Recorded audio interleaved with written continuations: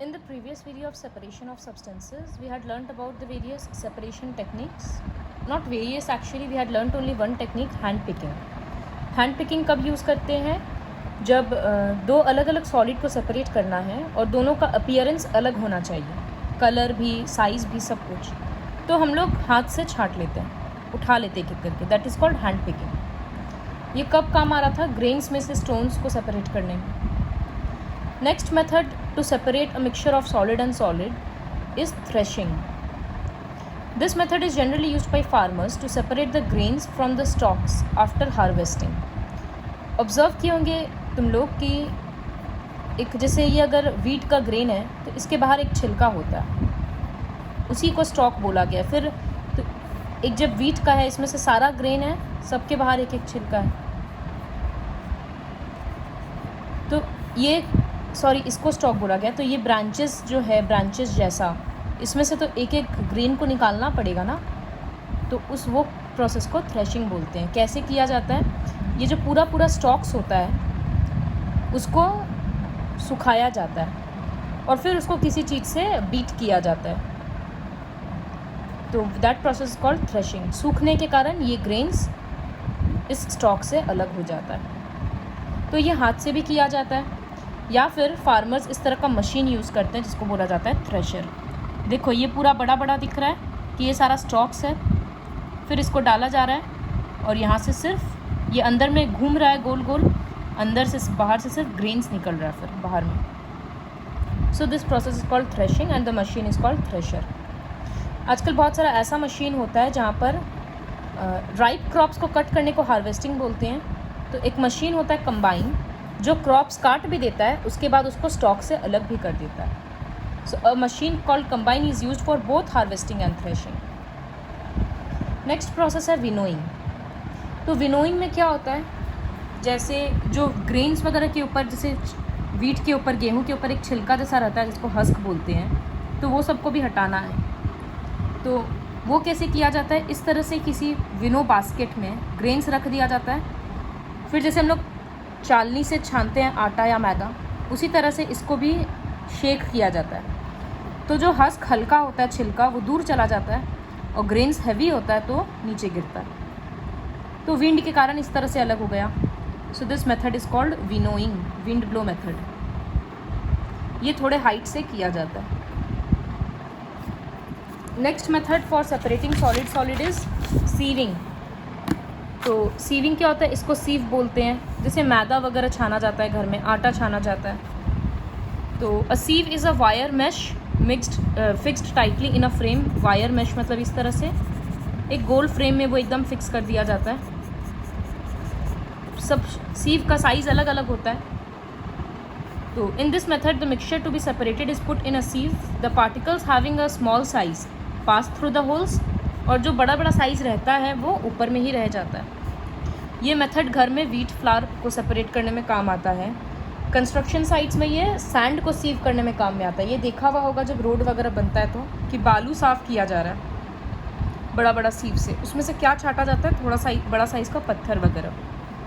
In fact jewellers लोग diamond का अलग अलग साइज़ को सेपरेट करने के लिए इसी टेक्निक का यूज़ करते हैं. ऑब्वियसली उनका सीव का साइज़ अलग होता है.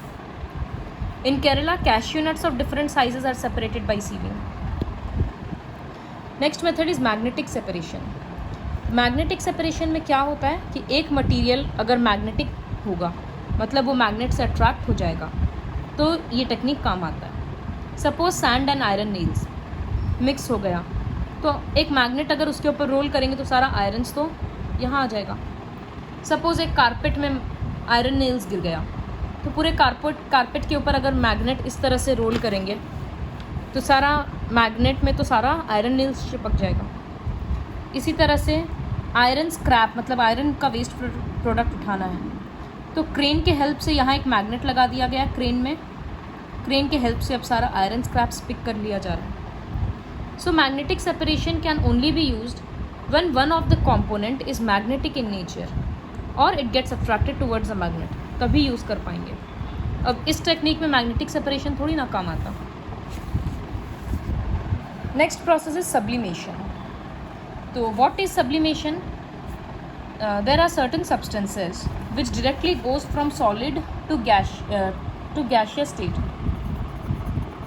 solid to gaseous state without coming to their liquid state, या गैस से सॉलिड में चला जाता है, लिक्विड होता ही नहीं है, उसी मेथड को सब्लिमेशन बोलते हैं. जैसे नैप्थलीन बॉल्स स्वेटर वगैरह में जब हम लोग रखते हैं तब हम लोग क्या देखते हैं कि उसका साइज़ छोटा होते जा रहा है. बड़ा साइज़ था, कुछ दिन के बाद छोटा हो गया, और ऐसा नहीं है कि उसके आसपास लिक्विड हो गया या पिघल रहा है, वो बस हम लोगों को दिखता ही नहीं है. तो ऐसा क्यों हुआ? क्योंकि नैप्थलीन का कुछ पोर्शन सबलाइम होकर गैस बन गया और ये इसलिए साइज़ इसका छोटा हो गया. तो the substances which upon heating directly changes from solid to gaseous are called sublimable substances and the process is called sublimation. तो जैसे एक मिक्सचर है कैम्फर, मतलब कपूर जो आरती में यूज़ होता है, एंड सैंड. तो कपूर भी जब हम लोग नोटिस किए होंगे तुम लोग कि जब उसको जलाते हैं तो वो लिक्विड फॉर्म में नहीं आता है, वो डायरेक्टली गैसियस फॉर्म में चला जाता है. तो इसका मतलब camphor is a sublimable substance. तो कैम्फर और सैंड को अलग करने के लिए क्या किया गया है? इसको चाइना डिश बोलते हैं. तो एक चाइना डिश में वो मिक्सचर लिया गया है और इसको फ़नल बोलते हैं. तो एक फ़नल को इसके ऊपर उल्टा करके रख दिया गया है. ये बर्नर है और ये ट्राइपॉड स्टैंड है, मतलब स्टैंड है जिसके ऊपर ये सामान रखा हुआ है.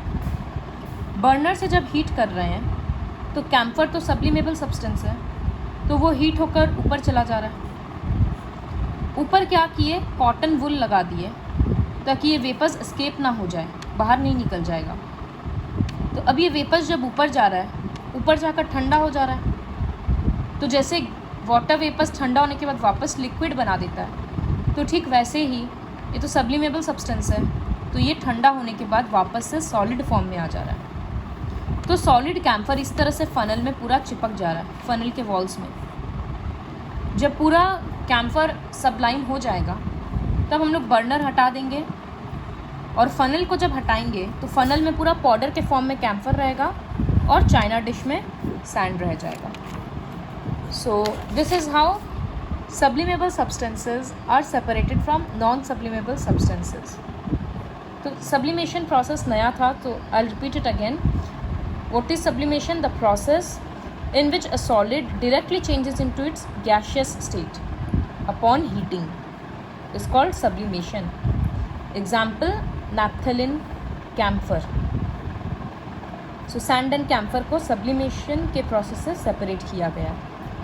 एक दो चीज़ याद रखना पड़ेगा कि इन्वर्टेड फ़नल यूज़ हुआ है और यहाँ कॉटन वुल है ताकि वेपर्स ना एवापोरेट हो जाए, वेपर्स एस्केप ना करें.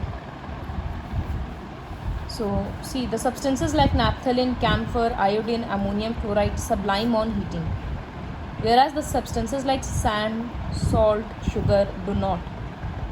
So if you are given a mixture of salt and suppose naphthalene, not naphthalene, suppose iodine, तो क्या करेंगे? सेम प्रोसेस होगा. चाइना डिश में दोनों का मिक्सचर लेंगे, हीट करेंगे, आयोडीन सबलाइम होकर फ़नल में आ जाएगा, सैंड सॉल्ट नीचे रह जाएगा. So this was all about the separation of solids with solid, solid from solid. Now the next topic is mixtures of solids with liquids. इसको कैसे सेपरेट करते हैं? तो सॉलिड्स भी दो कैटेगरी का होगा. एक जो लिक्विड में पूरा डिज़ोल्व हो जाता है और दूसरा जो लिक्विड में डिज़ोल्व नहीं होता. तो सपोज़ फर्स्ट टॉपिक है solids which dissolve in liquid, suppose salt and sugar. तो ये वो सॉलिड्स है जो पानी में पूरा डिज़ोल्व हो जाएगा. तो इसको कैसे अलग करेंगे? तो इसको अलग करने का प्रोसेस होता है एक प्रोसेस एवापोरेशन. जैसे सॉल्ट का सल्यूशन है, मतलब नमक है और पानी है. Take a glass beaker, fill it with water, add 4 teaspoons of salt to it. Now stir so that the salt is dissolved.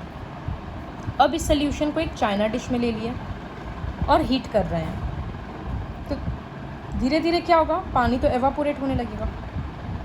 जब सारा पानी एवापोरेट हो जाएगा तो वाटर एवापोरेट हुआ ना, बीकर में तो चाइना डिश में तो सॉल्ट रह जाएगा, तो हो गया separate. So this process is called evaporation. This method is commonly used to obtain common salt from sea water.